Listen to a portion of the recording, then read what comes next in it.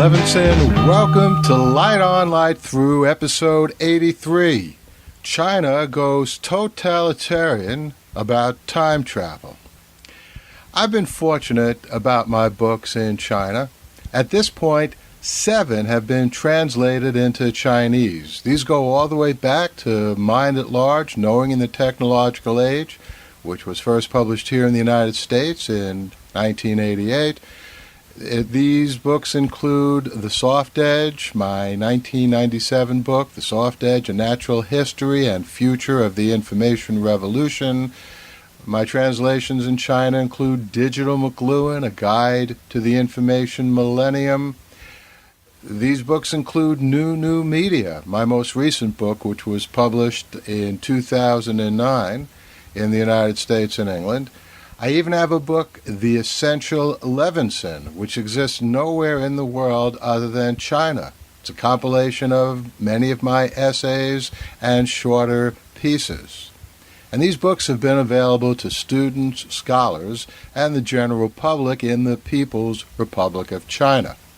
In fact, 7 is the largest number of my books translated into any language. The runner-up for my translation is Polish at 5. But unlike the Chinese translations, 2 of my Polish translations have been of my science fiction. China, in contrast, has only translated my nonfiction. Now, I've always wondered and felt a little bad about this because I'm very fond of my science fiction, as well as my media theory and scholarship and books about the history and future of communication. But a story in the New Yorker last week may provide a piece of an answer.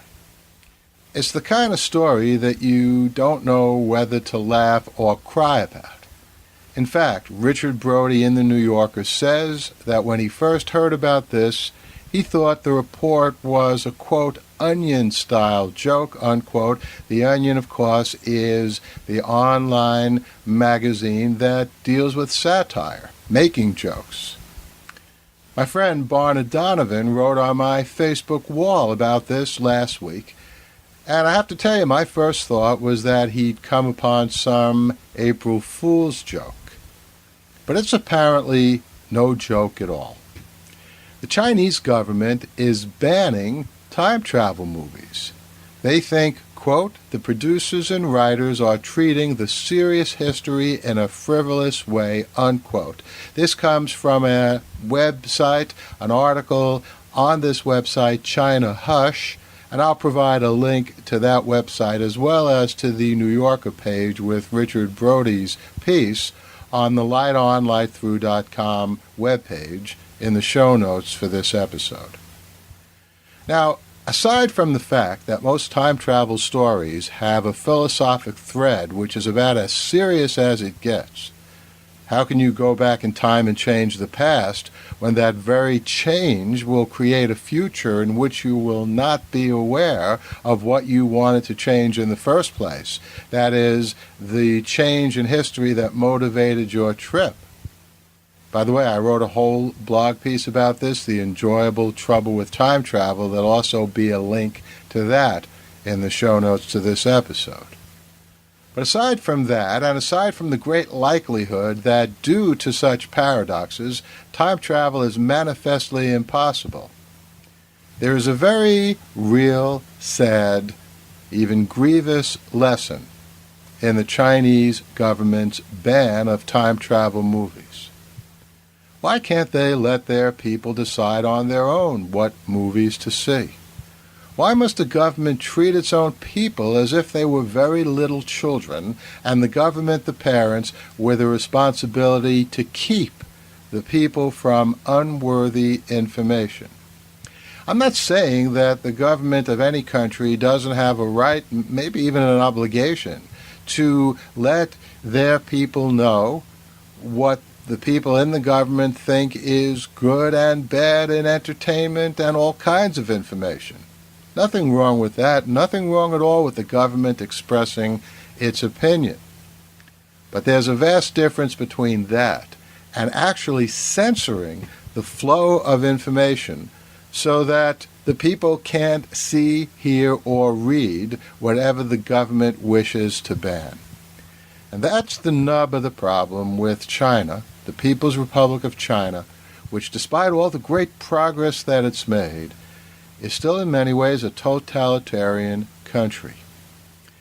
It's easy to forget that there are still differences in this world between open and closed societies, between democracies, which assume its citizens are, by and large, rational adults, usually able to make their own decisions. There's a big difference between that kind of political system and a totalitarian state which tries to regulate every aspect of its people's lives.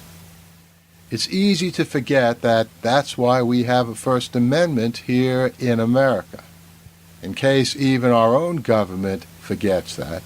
And all too often, the government in the United States has tried to trample the First Amendment. But at least we, the people of the United States, have a fundamental aspect of our own law that we can point to and say the government is wrong to do that. It's violating the First Amendment of our Constitution. I hope the Chinese government reconsiders this decision and allows its people to come more fully, unimpeded, into the present and the future. China has a great role to play in the future of this species, our species. In the meantime, I can't help wondering if, as per my 1995 novelette made into a 2000 movie, that would be the chronology protection case, I can't help wondering if the universe itself isn't somehow at work here, trying to prevent any publicity for time travel because the universe doesn't want to see time travelers unravel its own existence. Hey, that was a joke, but you can find a link to the movie, which isn't a joke, on that same web page, lightonlightthrough.com, Lighton, lighttroughh.com. And you'll find a link to that 2002 movie, The Chronology Protection Case, and also a link to some of the articles I mentioned in this podcast. So, it's been a while since I've done an episode of Light On, Light Through. I'll try to be back with episodes more frequently. But I thought that this decision by the Chinese government was serious enough to warrant a podcast all on its own devoted to that. So I'll see you here next time. In the meantime, I'm Paul Levinson. Enjoy. The Light on Light Through podcast. Oh, yeah. I have something I want to tell you about. It's actually about our new sponsor, emusic.com. They have a great deal going, a 14-day free trial with 35 downloads of great music. And if you cancel, not that you will, but if you do decide to cancel, anytime before the 14 days are over, you get to keep all 35 tracks. Now, if you want to avail yourself of this offer, you just log on to emusic.com/LEVINSON.